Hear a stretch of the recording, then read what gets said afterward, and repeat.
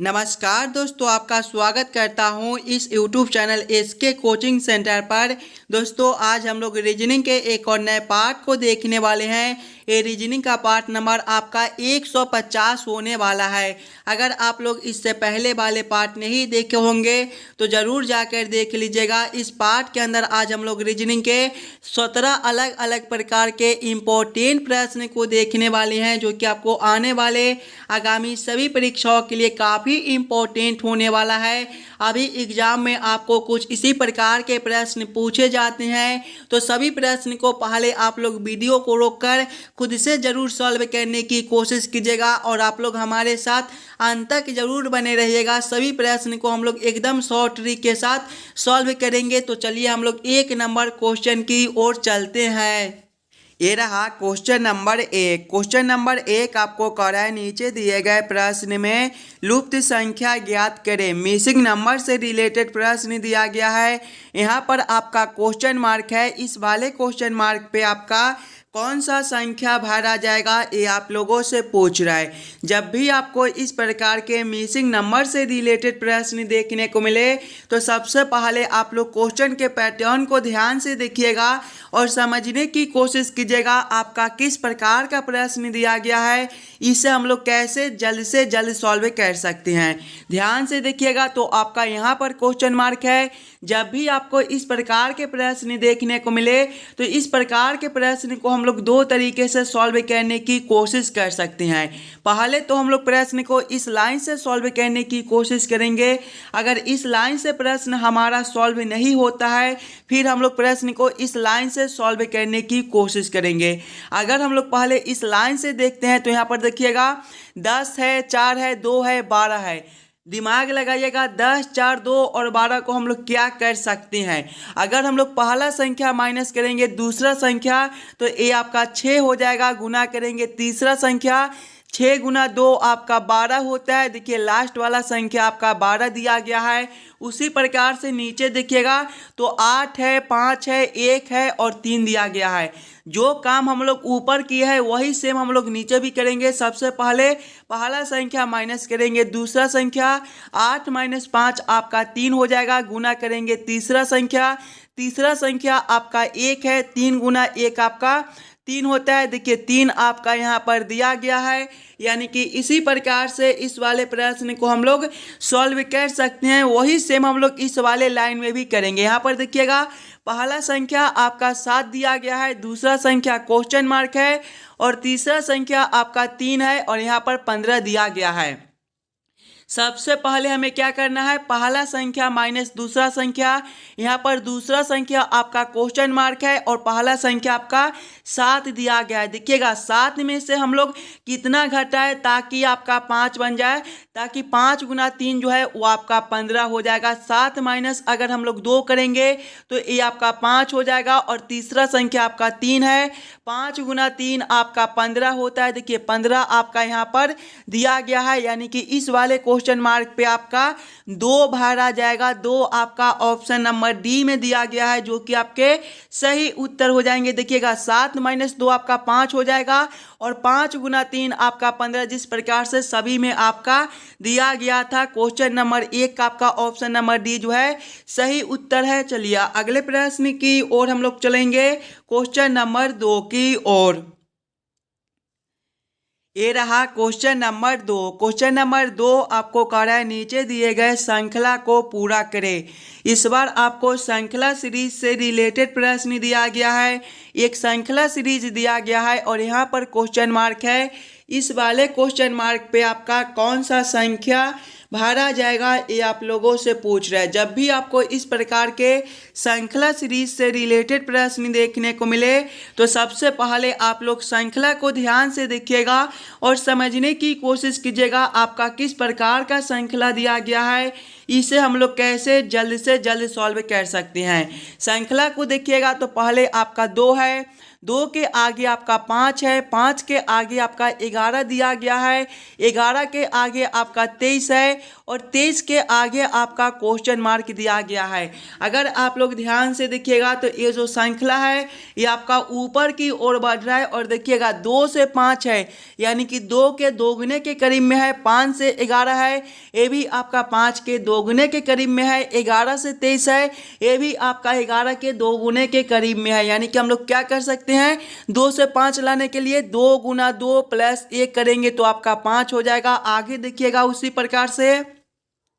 तो 5 से आपका 11 दिया गया है, यहाँ पर भी आपका गुना 2 प्लस 1 है। आगे देखिए 11 से 23 है, गुना 2 प्लस 1 है। तो आगे भी हम लोग वही सेम करेंगे, सभी में देखिएगा गुना 2 प्लस 1, गुना 2 प्लस 1, गुना 2 प्लस 1। तो आगे भी हम लोग वही करेंगे, गुना 2 प्लस 1 कर देंगे। 23 गुना 2 आपका कितना होता है 46, 46 प्लस 1 आपका 47 हो जाएगा। 47 आपका ऑप्शन नंबर ए में दिया गया है, जो कि आपके सही उत्तर बनते हैं। इस वाले क्वेश्चन मार्क पे आपका 47 भरा जाएगा। इस वाले पार्ट में आपको जितने भी प्रश्न कराए जाएंगे वो सारे प्रश्न आपको आने वाले आगामी सभी परीक्षाओं के लिए काफ़ी महत्वपूर्ण है। तो सभी प्रश्न को पहले आप लोग वीडियो को रोककर खुद से ज़रूर सॉल्व करने की कोशिश कीजिएगा। चलिए क्वेश्चन नंबर 3 की ओर हम लोग चलते हैं। ये रहा क्वेश्चन नंबर 3। क्वेश्चन नंबर 3 आपको कह रहा है नीचे दिए गए प्रश्न में संबंधित संख्या को चुनिए। इस बार आपको संबंधित संख्या चुनने के लिए बोला जा रहा है। प्रश्न आपको कह रहा है जिस प्रकार से 36 का संबंध 27 के साथ है, उसी प्रकार से आप लोगों से पूछ रहा है 196 का संबंध कौन सा संख्या के साथ होगा, जो इस वाले क्वेश्चन मार्क पे भरे जाएंगे। ये जो प्रश्न है ये आपका नंबर एनालॉजी रीजनिंग का प्रश्न है और इस प्रकार के प्रश्न आपको जरूर एग्जाम में पूछे जाते हैं। तो पहले आप लोग जरूर खुद से सॉल्व करने की कोशिश कीजिएगा। सबसे पहले आप लोग ये समझने की कोशिश कीजिएगा 36 को हम लोग क्या करें ताकि हमारा 27 बन जाए। सभी बच्चे अपना दिमाग लगाइएगा, 36 से हम लोग 27 किस प्रकार से ला सकते हैं और उसी प्रकार से हमें 196 से कौन सा संख्या बनेगा जो इस वाले क्वेश्चन मार्क पे भरा जाएगा, ये भी हमें निकालना है। 36 से 27 लाना है। अगर आप लोग 27 को ध्यान से देखिएगा तो 27 आपका क्या होता है 3 का क्यू होता है। यानी कि अगर हम लोग 36 से 3 ले आते हैं तो आसानी से हमारा जो है वो 27 बन जाएगा। देखिएगा 36 को देखिएगा तो ये आपका 6 का स्क्वायर दिया गया है, यानी कि 6 का स्क्वायर है। अगर हम लोग 6 में 2 से भाग करते हैं तो ये आपका 3 हो जाएगा और 3 का क्यू आपका 27 होता है। देखिए 27 आपका यहाँ पर लिखा हुआ है। उसी प्रकार से 196 को देखिएगा तो ये आपका 14 का स्क्वायर होता है। देखिएगा यहाँ पर 6 का क्यू था तो 6 में हम लोग 2 से भाग किए थे, यहाँ पर 14 का स्क्वायर है तो 14 में हम लोग 2 से भाग करेंगे तो आपका कितना हो जाएगा 7 हो जाएगा। देखिएगा भाग करने के बाद क्यू कर दिए थे तो यहाँ पर भी क्यू करेंगे। 7 का क्यू आपका कितना होता है 343 होता है। 343 आपका ऑप्शन नंबर डी में दिया गया है, जो कि आपका सही उत्तर हो जाएगा। इस वाले क्वेश्चन मार्क पे आपका 343 भरा जाएगा।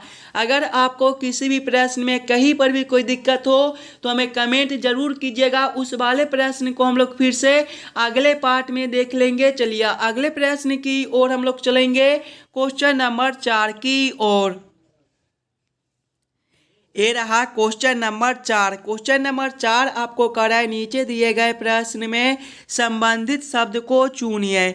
संबंधित शब्द चुनने के लिए बोला जा रहा है। प्रश्न आपको कह रहा है जिस प्रकार से थकावट का संबंध शक्ति के साथ है, उसी प्रकार से आप लोगों से पूछ रहा है ये दोनों क्वेश्चन मार्क पे कौन से शब्द भरे जाएंगे।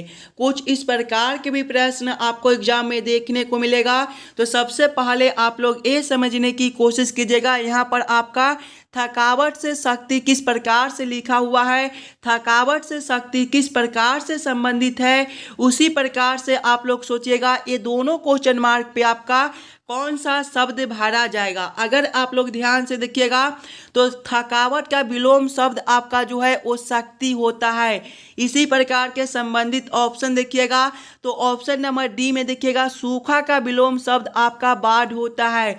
जिस प्रकार से थकावट का विलोम शब्द शक्ति दिया गया है, उसी प्रकार से आपका सूखा का विलोम शब्द बाढ़ होता है, यानी कि इस वाले क्वेश्चन मार्क पे आपका सूखा और इस वाले क्वेश्चन मार्क पे आपका बाढ़ भरा जाएगा। क्वेश्चन नंबर 4 का आपका ऑप्शन नंबर डी जो है सही उत्तर हो जाएगा। चलिए अगले प्रश्न की ओर हम लोग चलेंगे, क्वेश्चन नंबर 5 की ओर। ये रहा क्वेश्चन नंबर 5। क्वेश्चन नंबर 5 आपका वेन आरेख वेन डायग्राम से रिलेटेड प्रश्न है। लेखन सामग्री पेंसिल और आलू का किस प्रकार से वेन आरेख वेन डायग्राम बनेगा, ये आप लोगों से पूछ रहा है। जब भी आपको इस प्रकार के प्रश्न देखने को मिले तो सबसे पहले आप लोग ये समझने की कोशिश कीजिएगा लेखन सामग्री पेंसिल और आलू में कौन शब्द किसके साथ संबंधित है, किसके अंदर हम लोग किसको रख सकते हैं। सभी बच्चे पहले खुद से सॉल्व कीजिएगा लेखन सामग्री पेंसिल और आलू का आपका किस प्रकार से वेन आरेख वेन डायग्राम बनेगा। अगर आप लोग ध्यान से देखिएगा तो लेखन सामग्री के अंदर ही आपका पेंसिल आता है। पेंसिल से भी हम लोग लिखने का ही काम करते हैं, यानी कि सबसे पहले हम लोग लेखन सामग्री के लिए एक गोला बना लेंगे। लेखन सामग्री के अंदर आपका पेंसिल हो जाएगा और आलू ये आपका अलग है। आलू एक सब्जी होता है, यानी कि ये दोनों से अलग दिया गया है, तो आलू को हम लोग अलग कर देंगे। इसका वेन आरेख वेन डायग्राम कुछ इस प्रकार से बनेगा। इस प्रकार का वेन आरेख वेन डायग्राम आपका ऑप्शन नंबर डी में दिया गया है, जो कि आपका सही उत्तर हो जाएगा। चलिए अगले प्रश्न की ओर हम लोग चलेंगे, क्वेश्चन नंबर 6 की ओर। ये रहा क्वेश्चन नंबर 6। क्वेश्चन नंबर 6 आपको कह रहा है नीचे दिए गए प्रश्न में विषम शब्द को पहचान करें। इस बार आपको विषम शब्द चुनने के लिए बोला जा रहा है। जब भी आपको विषम शब्द चुनने के लिए बोले तो सबसे पहले आप लोग चारों ऑप्शन को ध्यान से देखिएगा और समझने की कोशिश कीजिएगा ये चारों ऑप्शन में आपका सबसे अलग ऑप्शन कौन सा दिया गया है। सभी बच्चे अपना दिमाग लगाइएगा। शेरनी, कुतिया, घोड़ी और हिरन में सबसे अलग कौन है। अगर आप लोग थोड़ा सा भी दिमाग लगाइएगा तो इस वाले प्रश्न को आप लोग आसानी के साथ सॉल्व कर पाइएगा। ध्यान से देखिएगा तो शेरनी, कुतिया और घोड़ी जो है ये तीनों आपका स्त्रीलिंग शब्द दिया गया है, जबकि हिरन आपका एक पुल्लिंग शब्द है। यानी कि क्वेश्चन नंबर 6 का आपका ऑप्शन नंबर डी सबसे अलग दिया गया है, तो क्वेश्चन नंबर 6 का आपका ऑप्शन नंबर डी जो है सही उत्तर हो जाएगा। चलिए अगले प्रश्न की ओर हम लोग चलेंगे, क्वेश्चन नंबर 7 की ओर। ये रहा क्वेश्चन नंबर 7। क्वेश्चन नंबर 7 आपका कथन निष्कर्ष से रिलेटेड प्रश्न है और कुछ इस प्रकार के भी प्रश्न आपको एग्जाम में पूछे जाते हैं। और जब भी आपको इस प्रकार के प्रश्न एग्जाम में देखने को मिले तो सबसे पहले आप लोग कथन को ध्यान से पढ़िएगा और उसे वेन आरेख वेन डायग्राम पर सेट कर लीजिएगा ताकि प्रश्न को सॉल्व करने में आपको आसानी हो। देखिए कथन एक आपको कह रहा है कुछ पेन गिलास है। कुछ पेन क्या है, गिलास है। इसका वेन आरेख वेन डायग्राम आपका किस प्रकार से बनेगा, देखिएगा कुछ पेन गिलास है, यानी कि ए आपका क्या हो जाएगा, पेन हो जाएगा। और कुछ पेन क्या है, गिलास, यानी कि ये दोनों आपस में कुछ इस प्रकार से संबंधित हो जाएंगे। ये आपका क्या हो जाएगा, गिलास हो जाएगा। आगे आप लोग कथन को पढ़िएगा। कथन 2 आपको क्या कह रहा है, कथन 2 कह रहा है सभी गिलास दीवार है। सभी गिलास क्या है, दीवार है, यानी कि ये जो है ये आपका कुछ इस प्रकार से हो जाएगा। ये आपका क्या हो जाएगा, दीवार हो जाएगा। यहाँ पर आप लोग दीवार भी लिख लीजिएगा ताकि आपको समझने में कोई दिक्कत ना हो। अब आप लोग इस वाले वेन आरेख वेन डायग्राम के आधार पर निष्कर्ष को सही या फिर गलत कीजिएगा। देखिए निष्कर्ष एक आपको कह रहा है कुछ दीवार पेन है। कुछ दीवार क्या है, पेन है। देखिएगा दीवार के अंदर आपका पेन दिया गया है, यानी कि कुछ दीवार आपका पेन हो सकता है। ये निष्कर्ष आपका सही बनता है। निष्कर्ष 2 को देखिएगा। निष्कर्ष 2 आपको कह रहा है कुछ दीवार गिलास है। कुछ दीवार क्या है, गिलास है। दीवार के अंदर आपका गिलास भी दिया गया है, यानी कि कुछ दीवार जो है वो आपके गिलास भी हो सकती है। यानी कि दोनों निष्कर्ष आपका सही है। दोनों निष्कर्ष को देखिएगा ऑप्शन नंबर सी में दोनों ही निष्कर्ष सही है, यानी कि क्वेश्चन नंबर 7 का आपका ऑप्शन नंबर सी जो है सही उत्तर हो जाएगा। चलिए अगले प्रश्न की ओर हम लोग चलेंगे, क्वेश्चन नंबर 8 की ओर। ये रहा क्वेश्चन नंबर 8। क्वेश्चन नंबर 8 आपको कर रहा है नीचे दिया गया प्रश्न आकृति का दर्पण छवि चुनिए। प्रश्न आकृति का दर्पण छवि चुनने के लिए बोला जा रहा है। देखिएगा यहाँ पर आपका एक प्रश्न आकृति है, कुछ इस प्रकार का आपका प्रश्न आकृति दिया गया है। प्रश्न आप लोगों से पूछ रहे इस वाले प्रश्न आकृति का किस प्रकार से दर्पण प्रतिबिंब बनेगा। देखिएगा दर्पण जो है ये आपका कुछ इस प्रकार से दिया गया है। दर्पण प्रतिबिंब में क्या होता है दोस्तों कि बाएं वाले आकृति जो है वो आपके उलटकर दाएं में चले जाती हैं और दाएं वाले आकृति जो है वो आपके उलटकर बाएं में चले जाती हैं। लेकिन यहाँ पर दर्पण आपका कुछ इस प्रकार से दिया गया है, यानी कि इस वाले आकृति को हम लोग ऊपर से नीचे की ओर उल्टेंगे। यानी कि जब हम लोग इस प्रकार से इस वाले आकृति को उल्टेंगे तो आपका किस प्रकार का आकृति बनेगा। सबसे पहला जो आपका खंड है ये आपका इसी प्रकार का हो जाएगा और ये वाला जो आकृति दिया गया है ये आपके उलटकर यहाँ पर हो जाएंगे कुछ इस प्रकार से, और रंगा हुआ भाग आपका नीचे की ओर है तो अब आपका ऊपर की ओर हो जाएगा उलटने के बाद। आगे देखिएगा ये वाला जो आकृति दिया गया है ये आपके उलटने के बाद कुछ इस प्रकार से हो जाएंगे, कुछ इस प्रकार से आपका उलटने के बाद ये वाला आकृति हो जाएगा। इस प्रकार का उत्तर आकृति आपका कौन सा ऑप्शन में दिया गया है। इस प्रकार के उत्तर आकृति आपका ऑप्शन नंबर सी में दिया गया है, जो कि आपका सही उत्तर हो जाएगा। इस वाले प्रश्न आकृति का दर्पण प्रतिबिंब आपका कुछ इस प्रकार से बनेगा। क्लियर है। चलिए अगले प्रश्न की ओर हम लोग चलेंगे, क्वेश्चन नंबर 9 की ओर। ये रहा क्वेश्चन नंबर 9। क्वेश्चन नंबर 9 आपको कह रहा है यदि ए का अर्थ भाग है, सी का अर्थ घटाव है, डी का अर्थ जोड़ है तथा बी का अर्थ गुना है तो 15A 3D 24C 12B 2 बराबर क्वेश्चन मार्क। इस वाले क्वेश्चन मार्क पे आपका कौन सा संख्या भरा जाएगा ये आप लोगों से पूछ रहे हैं। दोस्तों जब भी आपको इस प्रकार के रीजनिंग के प्रश्न देखने को मिले तो सबसे पहले आप लोग प्रश्न को ध्यान से पढ़िएगा और समझने की कोशिश कीजिएगा प्रश्न आपको क्या कर रहा है। इस प्रकार के प्रश्न को हम लोग कैसे जल्द से जल्द सॉल्व कर सकते हैं। देखिए प्रश्न आपको कह रहा है कि ए का अर्थ भाग है, यानी कि इस वाले समीकरण में जहां पर आपका ए दिया गया है वहां पर हम लोग भाग को रखेंगे। सी का अर्थ घटाव है, यानी कि सी के जगह पे हम लोग घटाव को रखेंगे। डी का अर्थ जोड़ है, डी के जगह पे हम लोग जोड़ को रखेंगे और बी का अर्थ गुना दिया गया है, यानी कि बी के जगह पे गुना को रखकर इस वाले समीकरण को हम लोग हल कर लेंगे। सभी बच्चे पहले खुद से हल कीजिएगा इस वाले समीकरण को। देखिएगा पहले आपका 15A 3 दिया गया है, ए का अर्थ क्या है भाग है तो यहाँ पर आपका भागा 3 हो जाएगा। उसके बाद डी है, डी का अर्थ जोड़ है तो यहाँ पर जोड़ आपका 24 हो जाएगा। उसके बाद सी है, सी का अर्थ घटाव है तो यहाँ पर आपका घटाव 12 हो जाएगा।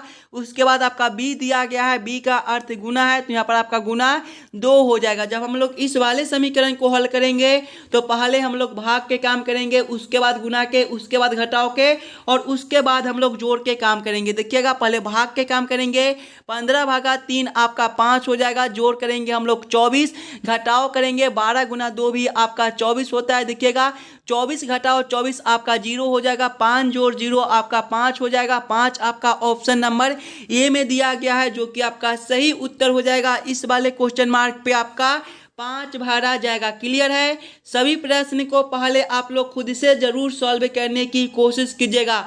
अगर आप लोग इस प्रकार के प्रश्न को यहाँ पर खुद से सॉल्व कीजिएगा तभी जाकर इस प्रकार के प्रश्न को आप लोग आसानी के साथ एग्जाम में सॉल्व कर पाइएगा। चलिए अगले प्रश्न की ओर हम लोग चलेंगे, क्वेश्चन नंबर 10 की ओर। ये रहा क्वेश्चन नंबर 10। क्वेश्चन नंबर 10 आपको कह रहा है नीचे दिए गए प्रश्न में संबंधित अक्षरों को चुनिए। इस बार आपको संबंधित अक्षर चुनने के लिए बोला जा रहा है। प्रश्न आपको कह रहा है जिस प्रकार से जेड ए का संबंध वाई बी के साथ है उसी प्रकार से आप लोगों से पूछ रहा है एक्स और सी का संबंध कौन सा अक्षर के साथ होगा, जो इस वाले क्वेश्चन मार्क पे भरे जाएंगे। जब भी आपको इस प्रकार के प्रश्न देखने को मिले तो सबसे पहले आप लोग ये समझने की कोशिश कीजिएगा ये आपका ZA से YB किस प्रकार से लिख रहा है। देखिएगा पहले आपका ZA है, ZA से हमें YB लाना है। अगर आप लोग ध्यान से देखिएगा सिंगल अक्षर को, तो Z से आपका Y दिया गया है। Z जो है ये आपका ABCD के क्रमानुसार में 26वें नंबर पर होता है और Y आपका 25वें पर होता है। यहाँ पर आपका -1 है। आगे देखिएगा A से आपका B है, यहाँ पर आपका +1 है, यानी कि पहले अक्षर में -1 और दूसरे अक्षर में +1 कर दिया गया है। वही सेम अगर हम लोग आगे करेंगे तो देखिए X और C दिया गया है। पहले अक्षर में हमें -1 करना है। X - 1 आपका कौन सा अक्षर हो जाएगा। X आपका 24वें पर होता है, 24 - 1 आपका 23 और 23वें पर आपका W होता है। आगे देखिएगा C +1 करना है, दूसरे में +1 करना है। C आपका तीसरे पर होता है, 3 + 1 आपका 4 और चौथे पर आपका D होता है। कौन सा ऑप्शन में आपका WD दिया गया है। W और D आपका ऑप्शन नंबर D में दिया गया है, जो कि आपके सही उत्तर हो जाएंगे। इस वाले क्वेश्चन मार्क पे आपका WD भरा जाएगा। क्लियर है। चलिए अगले प्रश्न की ओर हम लोग चलेंगे, क्वेश्चन नंबर 11 की ओर।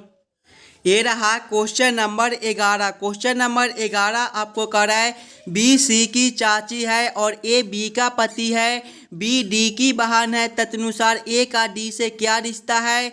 ये आप लोगों से पूछ रहा है। ये जो प्रश्न है ये आपका ब्लड रिलेशन से रिलेटेड प्रश्न है और जब भी आपको इस प्रकार के प्रश्न देखने को मिले तो सबसे पहले आप लोग प्रश्न को ध्यान से पढ़िएगा और समझने की कोशिश कीजिएगा प्रश्न आपको क्या कह रहा है। देखिए प्रश्न पहले आपको कह रहा है B C की चाची है। B कौन है। C की चाची है। चाची है मतलब एक पीढ़ी ऊपर का है। B जो है वो C से आपका ऊपर जाएगा। C से ऊपर कौन जाएगा। B जाएगा। क्या रिश्ता है। चाची का रिश्ता है, तो यहाँ पर आप लोग चाची लिख दीजिएगा। आगे आप लोग प्रश्न को पढ़िएगा। A B का पति है। A कौन है। B का पति है। पति पत्नी है, यानी कि दोनों एक ही पीढ़ी का है। दोनों को हम लोग सामने सामने रखेंगे। A जो है वो B का पति है, यानी कि यहाँ पर आपका A हो जाएगा। क्या रिश्ता है। पति का है, तो आप लोग पति लिख दीजिएगा। आगे आप लोग प्रश्न को पढ़िएगा। आगे प्रश्न आपको कह रहा है B D की बहन है। B कौन है। D की बहन है। भाई बहन भी आपका एक ही पीढ़ी का होता है, यानी कि ये दोनों को भी हम लोग सामने सामने रखेंगे। B कौन है। D की बहन है, यानी कि यहाँ पर आपका D हो जाएगा। क्या रिश्ता है। बहन का है, तो आप लोग बहन लिख दीजिएगा। आगे आप लोग प्रश्न को पढ़िएगा और समझने की कोशिश कीजिएगा। देखिए प्रश्न आप लोगों से पूछ रहा है तदनुसार A का D से क्या रिश्ता है। देखिएगा D आपका यहाँ पर है और A आपका यहाँ पर है। ये दोनों का रिश्ता आप लोगों से पूछ रहा है। देखिएगा D का बहन जो है वो B है और B का पति A है। बहन का पति कौन लगता है। बहन का पति जो है वो जीजा लगता है। जीजा आपका ऑप्शन नंबर D में दिया गया है, जो कि आपका सही उत्तर हो जाएगा। ये दोनों का रिश्ता जो है वो जीजा का रिश्ता है। यहाँ पर आप लोग जीजा भी लिख लीजिएगा। चलिए अगले प्रश्न की ओर हम लोग चलेंगे, क्वेश्चन नंबर 12 की ओर। ये रहा क्वेश्चन नंबर 12। क्वेश्चन नंबर 12 आपको कह रहा है रमेश अपने विद्यालय से आरंभ करके 4 किलोमीटर उत्तर की ओर गया। वह फिर बाईं ओर मुड़ा और 2 किलोमीटर चला। वह फिर बाईं ओर मुड़ा और 4 किलोमीटर गया। वह फिर दाईं ओर मुड़ा और 2 किलोमीटर चला। अब वह अपने विद्यालय से कितनी दूरी पर है, ये आप लोगों से पूछ रहा है। ये भी प्रश्न आपके लिए काफ़ी इम्पोर्टेंट प्रश्न है। इस प्रकार के भी प्रश्न आपको एग्जाम में पूछे जाती हैं और जब भी आपको इस प्रकार के प्रश्न देखने को मिले तो सबसे पहले आप लोग ये याद कर लीजिएगा दिशा में जो है वो आपका पूरब ये वाला दिशा होता है, पश्चिम आपका ये वाला दिशा होता है, उत्तर आपका ऊपर की ओर होता है और दक्षिण जो है वो आपका नीचे की ओर होता है। अब आप लोग प्रश्न को ध्यान से पढ़िएगा और समझने की कोशिश कीजिएगा। देखिए प्रश्न पहले आपको करे रमेश अपने विद्यालय से आरंभ करके 4 किलोमीटर उत्तर की ओर गया। उत्तर आपका कौन सा दिशा है, ऊपर की ओर है, यानी कि रमेश जो है वो पहले 4 किलोमीटर ऊपर की ओर जाता है। आगे प्रश्न को पढ़िएगा। वह फिर बाई ओर मुड़ा और 2 किलोमीटर चला। जब यहाँ से वह बाई ओर मुड़ेगा तो उसका दिशा जो है वो पश्चिम की ओर हो जाएगा, यानी कि रमेश पश्चिम की ओर 2 किलोमीटर चलता है। आगे प्रश्न को पढ़िएगा। वह फिर बाई ओर मुड़ा और 4 किलोमीटर चला। जब यहाँ से वह फिर से बाई ओर मुड़ेगा तो उसका दिशा जो है वो दक्षिण की ओर हो जाएगा। दक्षिण की ओर वह कितना चलता है? 4 किलोमीटर चलता है। आगे प्रश्न को पढ़िएगा। आगे प्रश्न आपको कह रहा है वह फिर दाई ओर मुड़ा और 2 किलोमीटर चला। जब यहाँ से वह दाई ओर मुड़ेगा तो इसका दिशा जो है वो फिर से पश्चिम की ओर हो जाएगा, यानी कि पश्चिम की ओर वह कितना चलता है? पश्चिम की ओर रमेश जो है वो 2 किलोमीटर चलता है। आगे प्रश्न को पढ़िएगा और समझने की कोशिश कीजिएगा। आगे प्रश्न आप लोगों को कह रहा है वह अपने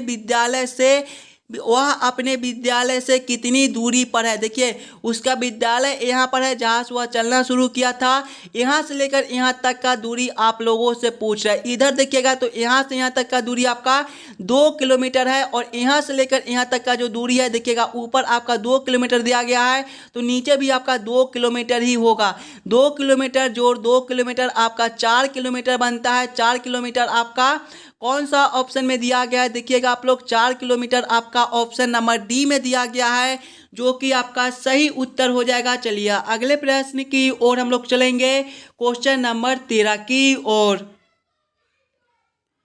ये रहा क्वेश्चन नंबर 13। क्वेश्चन नंबर 13 आपको कह रहा है नीचे दिए गए प्रश्न में विषम संख्या को पहचान करें। यहाँ पर आपका विषम संख्या चुनने के लिए बोला जा रहा है। प्रश्न आपको कह रहा है कि ये चारों ऑप्शन में कौन सा ऑप्शन सबसे अलग दिया गया है। सबसे पहले आप लोग चारों ऑप्शन को ध्यान से देखिएगा और समझने की कोशिश कीजिएगा। ये चारों ऑप्शन में आपका सबसे अलग ऑप्शन कौन सा दिया गया है। जो ऑप्शन आपका सबसे अलग होगा वही ऑप्शन आपका सही उत्तर हो जाएगा। ऑप्शन ए में 71 है, ऑप्शन बी में 83 है, ऑप्शन सी में 89 है और ऑप्शन डी में आपका 93 दिया गया है। अगर आप लोग ध्यान से देखिएगा तो 71, 83 और 89 जो है ये आपका एक अभाज्य संख्या होता है, जबकि 93 जो है ये आपका एक भाज्य संख्या दिया गया है। यानी कि क्वेश्चन नंबर 13 का आपका ऑप्शन नंबर डी जो है सबसे अलग दिया गया है, तो ऑप्शन नंबर डी ही आपका सही उत्तर हो जाएगा। चलिए अगले प्रश्न की ओर हम लोग चलेंगे, क्वेश्चन नंबर 14 की ओर। ये रहा क्वेश्चन नंबर 14। क्वेश्चन नंबर 14 आपको कह रहा है नीचे दिए गए अक्षर श्रृंखला को पूरा करें। इस बार आपको अक्षर श्रृंखला से रिलेटेड प्रश्न दिया गया है। एक अक्षर श्रृंखला दिया गया है और यहाँ पर क्वेश्चन मार्क है। इस वाले क्वेश्चन मार्क पे आपका कौन सा अक्षर भरा जाएगा ये आप लोगों से पूछ रहा है। सबसे पहले आप लोग अक्षर श्रृंखला को ध्यान से देखिएगा और खुद से प्रश्न को जरूर सॉल्व करने की कोशिश कीजिएगा। काफ़ी इम्पोर्टेंट प्रश्न है। अगर आप लोग अक्षर श्रृंखला को देखिएगा तो पहले देखिए आपका SAP दिया गया है, SAP दिया गया है। इसके आगे देखिएगा तो आपका UCN दिया गया है, UCN के आगे आपका WEL दिया गया है, WEL के आगे देखिएगा तो आपका YGJ दिया गया है, YGJ दिया गया है और आगे आपका क्वेश्चन मार्क है। ध्यान से देखिएगा अगर आप लोग सिंगल अक्षर को तो पहले आपका देखिए S से U दिया गया है। S जो है ये आपके ABCD के क्रमानुसार में 19वें नंबर पर होता है, U आपका 21वें पर होता है, यहाँ पर +2 है। आगे देखिएगा U से आपका W है, U आपका 21वें पर होता है, W आपका 23वें पर, यहाँ पर भी आपका +2 है। W से आपका Y है, W जो है ये आपका 23वें पर होता है, Y आपका 25वें पर होता है, यहाँ पर भी आपका +2 है। देखिएगा +2 तो आगे भी हम लोग +2 करेंगे। Y +2 आपका कौन सा अक्षर हो जाएगा? Y जो है ये आपका 25वें पर होता है। और आप लोग याद रखिएगा ABCD में टोटल आपका 26 अक्षर होता है। 26 के बाद आपका फिर से ABCD आ जाता है, यानी कि 25 + 2 जब हम लोग करेंगे तो आपका 1 हो जाएगा और पहले पर आपका A होता है, यानी कि यहाँ पर आपका A भरा जाएगा। आगे देखिएगा दूसरे वाले अक्षर से तो देखिए A से आपका C लिखा हुआ है, यहाँ पर भी आपका +2 किया गया है। C से आपका E दिया गया है, यहाँ पर भी आपका +2 है। E से आपका G है, यहाँ पर भी आपका +2 है। तो आगे भी हम लोग +2 करेंगे। G +2 आपका कौन सा अक्षर हो जाएगा? जी आपके 7वें पर होता है, 7 + 2 आपका 9 और 9वें पर आपका आई होता है, यानी कि यहाँ पर आपका जो है दूसरा अक्षर आई बनेगा। तीसरे अक्षर से देखिएगा तो पी से आपका एन है, पी आपका 16वें पर होता है, एन जो है ये आपका 14वें पर होता है, यहाँ पर आपका -2 है। आगे देखिएगा एन से आपका एल है, एन जो है ये आपके 14वें पर होता है, एल आपके 12वें पर, यहाँ पर भी आपका -2 है। आगे देखिएगा एल से आपका जी है, एल आपका 12वें पर होता है, जी आपके 10वें पर, यहाँ पर भी आपका -2 है, यानी कि सभी अक्षर में आपका -2 -2 -2 कर दिया गया है। तो आगे भी हम लोग जे -2 करेंगे। जे -2 आपका कौन सा अक्षर हो जाएगा? जे जो है ये आपके 10वें पर होता है, 10 - 2 आपका 8 और 8वें पर आपका एच होता है। कौन सा ऑप्शन में आपका देखिएगा AIH दिया गया है, AIH आपका ऑप्शन नंबर ए में दिया गया है, जो कि आपका सही उत्तर हो जाएगा। इस वाले क्वेश्चन मार्क पे आपका AIH भरा जाएगा। क्लियर है? चलिए अगले प्रश्न की ओर हम लोग चलेंगे, क्वेश्चन नंबर 15 की ओर। ये रहा क्वेश्चन नंबर 15। क्वेश्चन नंबर 15 आपको कह रहा है नीचे दिए गए प्रश्न में विषम आकृति को पहचान करें। यहाँ पर आपका एक प्रश्न आकृति दिया गया है, 4 आकृति दिया गया है। प्रश्न आप लोगों से पूछ रहा है ये चारों आकृति में सबसे अलग आकृति कौन सा दिया गया है। सभी बच्चे पहले अपना दिमाग लगाइएगा, ये चारों आकृति में सबसे अलग आकृति कौन सा दिया गया है। जो आकृति आपका सबसे अलग होगा वही आकृति आपका सही उत्तर हो जाएगा। अगर आप लोग ध्यान से देखिएगा तो ये आकृति में देखिए कुछ इस प्रकार से आपका भी टाइप का दिया गया है, जबकि इस वाले आकृति में देखिएगा डी में तो आपका यू टाइप का दिया गया है, यानी कि आकृति डी आपका सबसे अलग बनता है। क्वेश्चन नंबर 15 का आपका ऑप्शन नंबर डी जो है सही उत्तर हो जाएगा। चलिए अगले प्रश्न की ओर हम लोग चलेंगे, क्वेश्चन नंबर 16 की ओर। ये रहा क्वेश्चन नंबर 16। क्वेश्चन नंबर 16 आपको कह रहा है नीचे दिए गए निम्नलिखित शब्दों का सही क्रम बताएं। समायोजन, बोध, स्क्रीम, निर्माण, समावेश और अनुभूति का किस प्रकार से सही क्रम बनेगा, ये आप लोगों से पूछ रहा है। जब भी आपको इस प्रकार के प्रश्न देखने को मिले तो सबसे पहले आप लोग सभी शब्दों को ध्यान से देखिएगा और समझने की कोशिश कीजिएगा ये सभी शब्दों का आपका किस प्रकार से सही क्रम बनेगा। देखिए इसमें सबसे पहले जो है वो आपके अनुभूति हो जाएगा, यानी कि 5 नंबर। अनुभूति के बाद आपका हो जाएगा बोध, यानी कि 2 नंबर। बोध के बाद आपका हो जाएगा समावेश, यानी कि 4 नंबर। समावेश के बाद आपका हो जाएगा स्क्रीम निर्माण, यानी कि 3 नंबर। और स्क्रीम निर्माण के बाद आपका हो जाएगा समायोजन, यानी कि 1 नंबर। कौन सा ऑप्शन में आपका 5 2 4 3 1 दिया गया है? 5 2 4 3 1 आपका ऑप्शन नंबर डी में दिया गया है, जो कि आपका सही उत्तर हो जाएगा। चलिए अगले प्रश्न की ओर हम लोग चलेंगे, क्वेश्चन नंबर 17 की ओर। दोस्तों ये रहा क्वेश्चन नंबर 17 और ये जो प्रश्न है ये आपके होमवर्क के तौर पे छोड़े जाते हैं। इस वाले प्रश्न को आप लोग खुद से ज़रूर सॉल्व करने की कोशिश कीजिएगा और आप लोग हमें एक बार ये ज़रूर कमेंट करके बताइएगा कि 17 प्रश्न में से आप लोग कितने प्रश्न को खुद से सॉल्व किए हो। अगर आपको किसी भी प्रश्न में कहीं पर भी कोई दिक्कत हो तो हमें ज़रूर कमेंट कर दीजिएगा। चलिए हम लोग मिलते हैं आपसे अगले वीडियो में। और जितने बच्चे इस वाले यूट्यूब चैनल पर नए हो चैनल को सब्सक्राइब और वीडियो को लाइक जरूर करके जाइएगा और अपने दोस्तों के पास भी ज़्यादा से ज़्यादा वीडियो को शेयर कीजिएगा ताकि और बच्चे तक पहुंच सके। चलिए मिलते हैं आपसे अगले वीडियो में। धन्यवाद।